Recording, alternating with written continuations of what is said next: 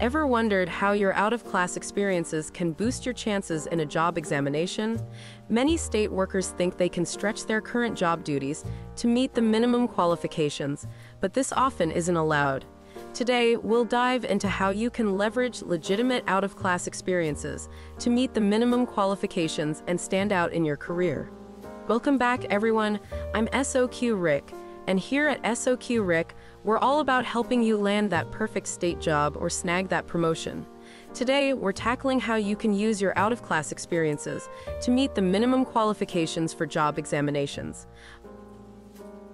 To clarify, out-of-class work is defined as performing more than 50% of the time the full range of duties and responsibilities allocated to an existing class that are not part of the class in which the person has a current legal appointment.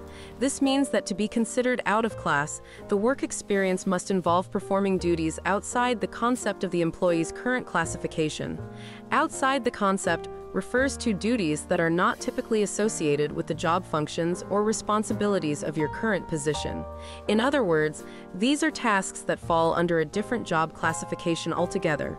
To get your out-of-class experience recognized, it needs to meet a few key criteria according to the California Code of Regulations. First, verification. Your appointing authority must certify your out-of-class duties with a written statement detailing what you did, how long you did it, and confirming that these tasks were beyond your current job scope. Next, documentation. You'll need to attach this verification statement to your application for any examination. And finally, minimum duration.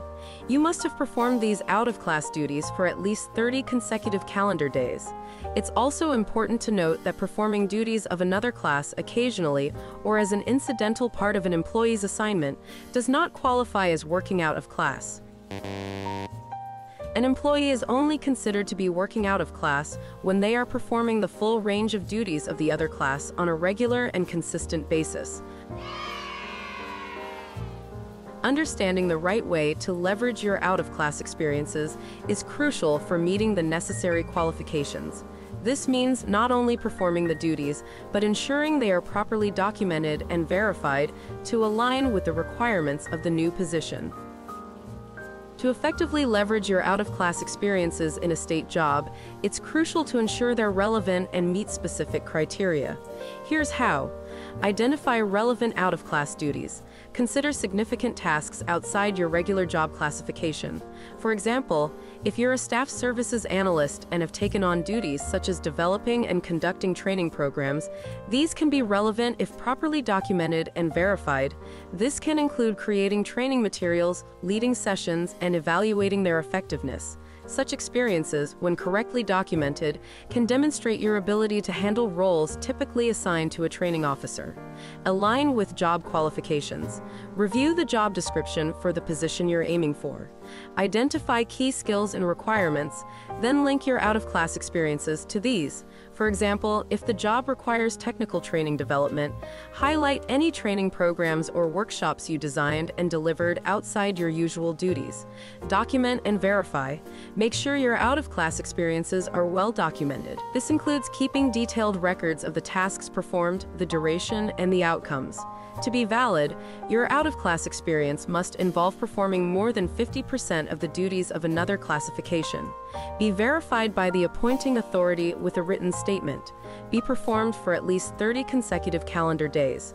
By following these steps, you can effectively use your out-of-class experiences to meet the minimum qualifications for your desired position. To give you a better idea of what counts as valuable out-of-class experience, here are a few examples. Project management. Taking on significant projects that are outside your regular job classification.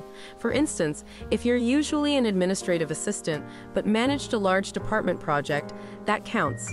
Policy development. Contributing to the creation or revision of policies and procedures, especially if this involves research, stakeholder engagement, and drafting policy documents outside your normal duties. Leadership roles. Assuming leadership roles or additional responsibilities within your department that are not part of your official classification. For example, leading a team or coordinating an initiative outside your normal scope of work. By documenting and presenting these experiences correctly, you can effectively demonstrate your qualifications for a new position. Once you've identified these relevant out-of-class experiences, it's crucial to communicate them effectively in your STD 678 examination, employment application, and during interviews. In your STD 678 and during interviews, clearly articulate how your out-of-class experiences align with the job's requirements. Use the situation, task, action, result, STAR method to structure your examples, making it easy for interviewers to see the relevance and impact of your experiences. Leave a comment below if you need a video on the STAR or CAR method. By identifying and documenting your relevant out-of-class experiences properly, you can significantly enhance your application and demonstrate that you meet the necessary qualifications for the job.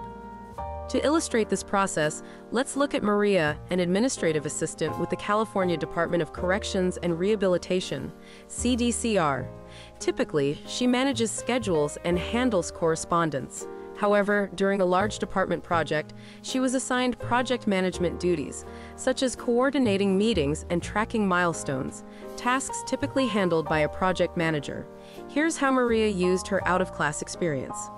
Assignment documentation.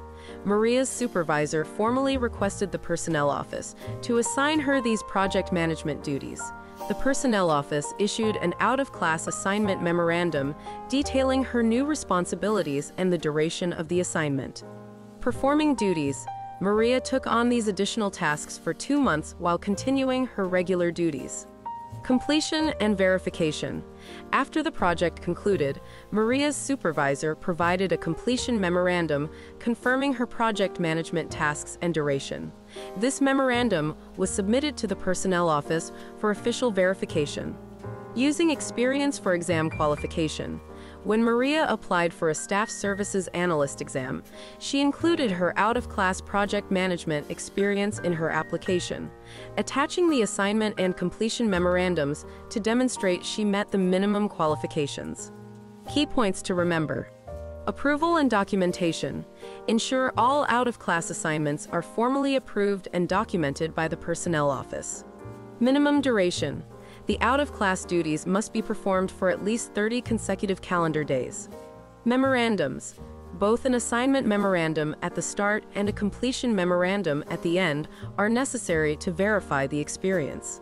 By following these steps, Maria effectively used her out-of-class experience to qualify for the Staff Services Analyst exam, showcasing how important proper documentation and verification are in leveraging such opportunities.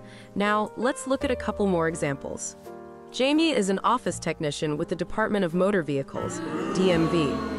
Typically, she handles clerical support, manages correspondence, and maintains records. However, she was asked to take on additional responsibilities like recruiting, interviewing candidates, and handling employee relations issues, which are usually managed by a human resources specialist.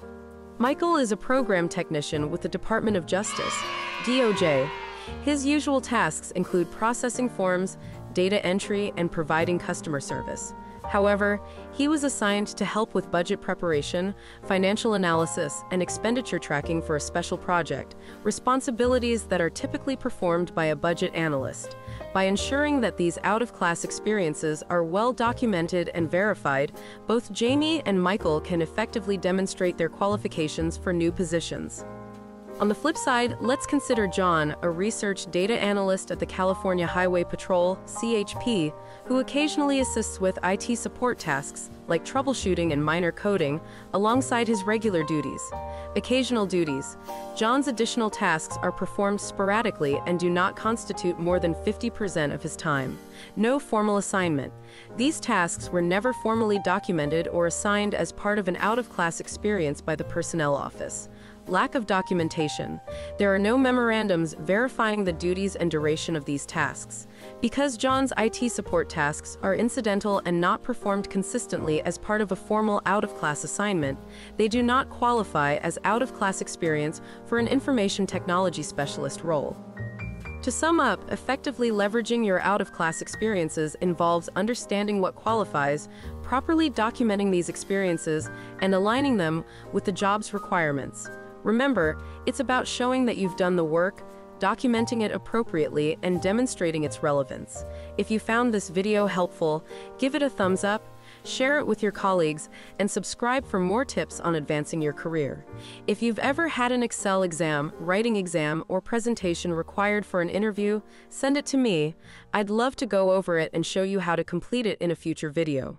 Drop any comments below, and let's get ahead quick with SOQ Rick.